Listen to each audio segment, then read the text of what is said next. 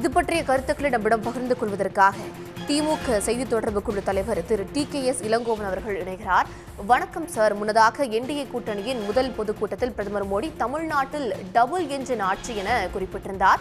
இதற்கு தற்பொழுது முதலமைச்சர் மு க ஸ்டாலின் பதிலடி கொடுக்கும் விதமாக எக்ஸ் தளத்தில் பதிவிட்டிருக்கிறார். அதை பற்றி உங்களுடைய முதற்கட்ட பார்வை சார். அதாவது அவர்கள் ஆட்சிக்கு வர முடியாது. காரணம், அவர்கள் தமிழர்களுக்கு செய்த பாஜகவை பொறுத்தவரை தமிழர்கள் எந்த காலத்திலும் ஏற்றுக்கொண்டதில்லை. அதிமுகவும் தலைமை இழந்து பாஜகவின் அடிமையாக இங்கே இருக்கிற காரணத்தினால் அதையும் மக்கள் தொடர்ந்து புறக்கணித்து வருகிறார்கள். கடந்த 3 தேர்தல்களில் அவர்கள் இந்த கூட்டணியை ஏற்றுக்கொள்ளவில்லை என்பதை நிரூபித்திருக்கிறார்கள்.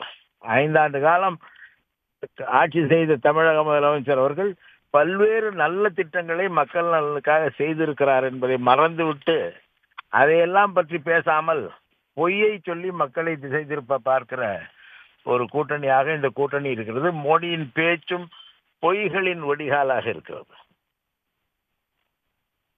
இந்தியாவில் வளர்ச்சியடைந்த மாநிலங்களில் முதன்மையாக இருப்பதே தமிழ்நாடு. ஆனால் வளர்ச்சிக்கு டபுள் என்ஜின் ஆட்சி தான் தமிழ்நாட்டிற்கு தேவை என பிரதமர் மோடி தெரிவித்திருந்தார். அது பற்றிய கருத்துக்கள் சார்.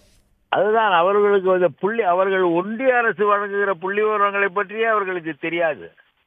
ஒன்றிய அரசு இந்தியாவில் ஒட்டுமொத்த உள்நாட்டு உற்பத்தியில் தமிழ்நாட்டின் பங்களிப்பு முதலிடத்தில் இருக்கிறது என்பது கூட அவருக்கு தெரியாது. காரணம், அவர்கள் எப்படியாவது எதையாவது செய்து ஆட்சியை பிடிக்க வேண்டும் என்று நினைப்பவர்களே தவிர மக்கள் நலனிலோ அல்லது நாட்டு நடப்பிலோ அக்கறை இல்லாதவர்கள் தான் பாஜகவினர். அதில் முதலமைச்சர் தான் இந்திய பிரதமர் அதில் முதல் ஆளாக இருக்கிறார்.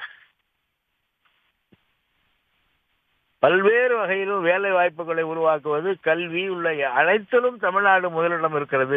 மருத்துவம், பெண்கள் முன்னேற்றம் எல்லாவற்றிலும் தமிழ்நாடு முதல் நிலையில் இருக்கிற மாநிலமாக எங்களுடைய தலைவர் மு க ஸ்டாலின் ஆட்சியிலே தமிழ்நாடு விளங்கி கொண்டிருக்கிறது.